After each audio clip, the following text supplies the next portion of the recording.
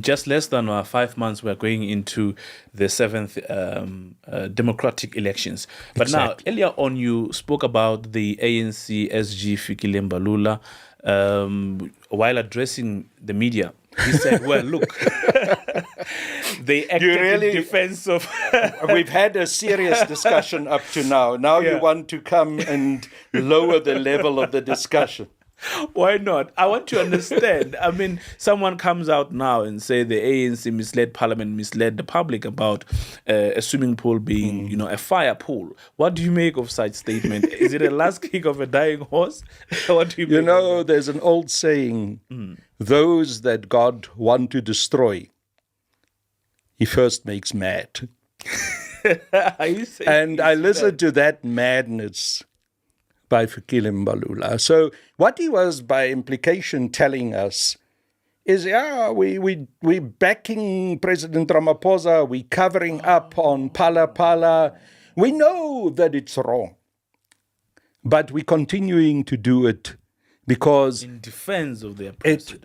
We are in defense of this crook, and we will continue to do so, regardless of what we know is wrong.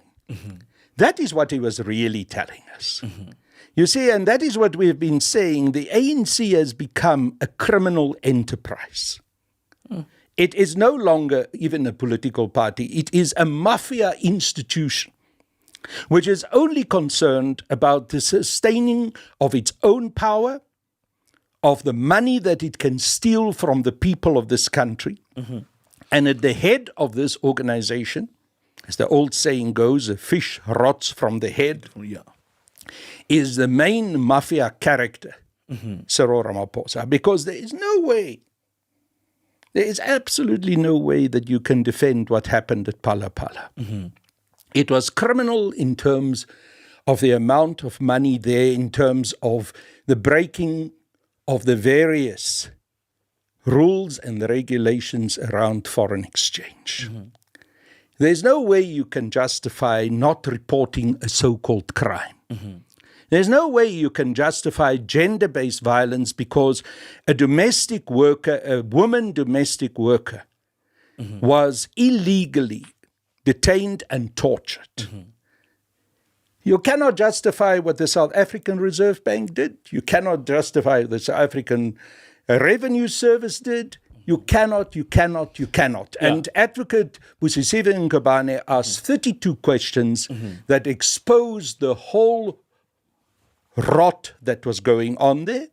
And in return, she was immediately suspended.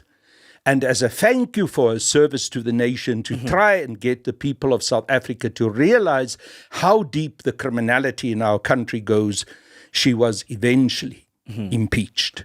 So that is what Ramaphosa does. He removes people who challenge him. He pays off where he can, and he pays his way into positions. And all of that is the conduct of a don of the mafia. And that is what Cyril Ramaphosa is, a mafia don. He's not the president. He should never have been the leader of this country. He was parachuted, and I must talk about this for just a second. He was parachuted into the leadership of the ANC in 1991 at the then Durban conference, coming from nowhere. No one actually even knew if Cyril Ramaphosa was, at that stage when he walked into that conference, a member of the ANC. I sat 2 chairs away on the stage from Comrade Oliver Reginald Tambo. And when Ramaphosa walked into the conference hall, he said, "Ubani Law, who's that?" Who's that? Nobody. At the end of the conference suddenly was the Secretary General. Why? Because the white monopoly capitalists came and told Madiba, make Ramaphosa the Secretary General. Irene Menel, Clive Menel, Harry Oppenheimer, those were Cyril Ramaphosa's campaign managers for him to become the Secretary General of the ANC. It was a disaster when he became Secretary General. I worked with that man. The same modus operandi repeated itself in 2017? No, it's actually a bigger tragedy, because Yeah. one of my disagreements, my few disagreements that I had with President Zuma, was in a disagreement that I had with him in 2012, when Ramaphosa was brought in at the ANC's national conference in Mangaung as the deputy president. And when he was elected, I walked onto the stage. I went up to President Zuma. I said, President, I'm leaving this conference. I'm not even going to wait for your final concluding speech. Because this is the biggest mistake that you've made in your life. Yes. I know this man. I worked with him. He's a sellout. He only cares about money. You will regret what you've done today to resuscitate his political life for the rest of your life. And a while ago, when I met President Zuma in Kandla, he said to me, you know, you were right. I said, yes, it's sad that I have to say I told you so. So in fact, would you say Ramaphosa has put hammered a final nail on the ANC coffin with all his shenanigans? Of course. But he was already busy killing the ANC many years before. He was the central figure in the destruction of our liberation ideals through the Kudesa negotiations, him and Pravin Gordhan. And he was brought back to come now and to hammer the final nail into the coffin of the ANC. And we must get rid not just of him, but of that whole ANC. In fact, I think we need a cremation ceremony, not even a funeral. Because even that coffin that the ANC is in, that coffin where you say he hammered the final nail, even that coffin must be cremated. The ANC and everything associated with itself is a disaster for this country. And I see on social media there are those people who say to me, well, why don't you go to MK Party? We think you should come there. We think the culture of MK Party suits you better. Why? There's no such. I've made a clear, unequivocal, very rational decision to become a fighter in the economic freedom fighters. Let everyone understand me clearly. I knew that President Zuma was going to announce the MK Party. It didn't catch me off guard. He told me exactly what he was going to do in advance. And I told President Zuma exactly what I was going to do and the other members of Areta were going to do in advance. He knew when we called that press conference 2 days before he made his announcement that we were going to announce that we as individual members of Areta are joining the economic freedom fighters. And I'm here to work. I'm not here to play. I'm here to be available for any job And the EFF wants to give me. I told the Commander-in-Chief when I met him on Saturday, I'm here to work. I'm at the service of the economic freedom fighters. Tell me what to do. I will do it. And now we must campaign and fight to make the EFF the largest party that will become the government of South Africa after the 2024 elections, because this 2024 must be our 1994. Indeed, it is our 1994. And Absolutely. I've seen you on the ground already, engaging with fighters, recruiting fighters. And on the question of the MK party formed by former President Jacob Zuma, one would think that given your strong relationship with him, you would have perhaps wanted to work with him closely. But now, given the reasons that you have outlined, are you then saying MK is sort of a replica of the ANC because given what the president of the, I'm not sure if former President Zuma is the president of MK, but given what President Zuma has said about MK, you don't see that objective which seeks to represent the poor and the marginalized? Look, I'm not here to decampaign President Zuma.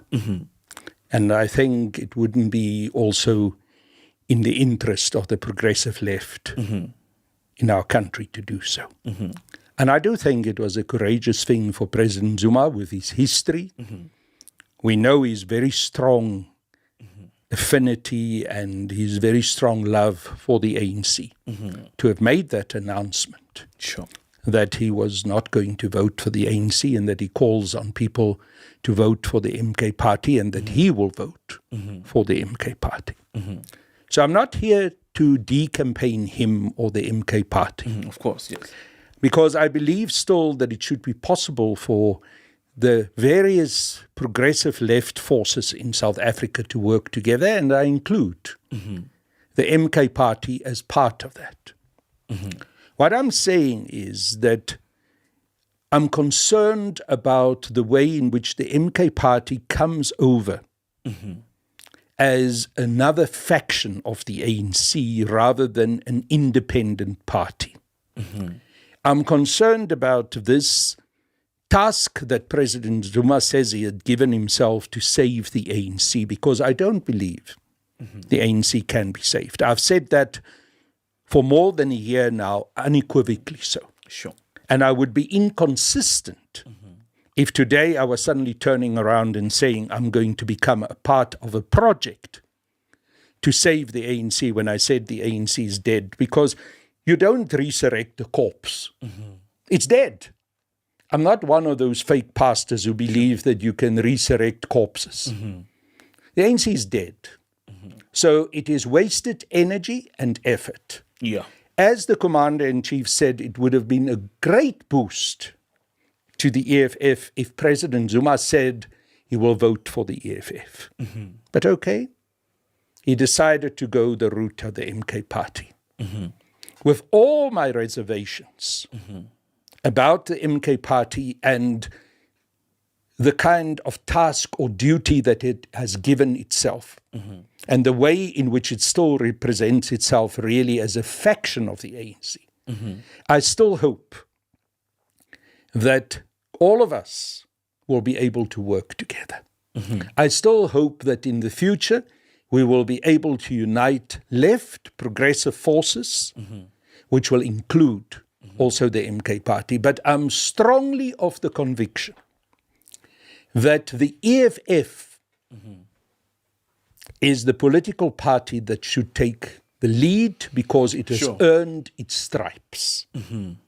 I'm strongly of the conviction that my job today is first and foremost to mobilize for the EFF, for the growth of the membership of the EFF, and for the growth of the voting South African public to vote for the economic freedom fighters. I want to see the EFF emerging out of the 2024 elections in all the provinces and nationally as the strongest party and as the party of governance. The people of South Africa deserve an economic liberation in our lifetime. It deserves strong, young, committed, consequential, decisive leadership.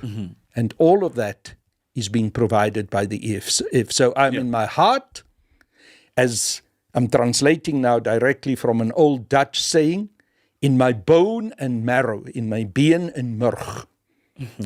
I'm a member of the EFF. I'm a fighter of the EFF. I want to see the EFF as the government of South Africa.